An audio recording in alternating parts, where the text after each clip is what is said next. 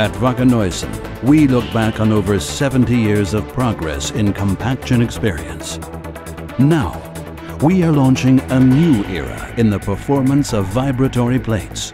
The new DPU130. Weighing just 1.2 tons, the DPU130 delivers enough performance to substitute compaction rollers up to 7 tons.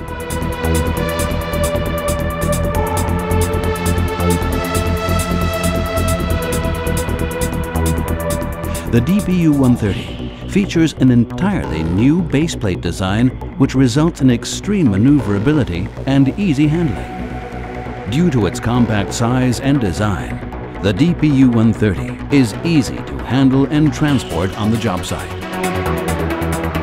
With its remote control technology, the DPU130 protects the operator from vibration, emission, dust and noise. Durch ihr überlegenes Gesamtkonzept wurde die DPU130 zum leistungsstärksten Plattenverdichter im Markt.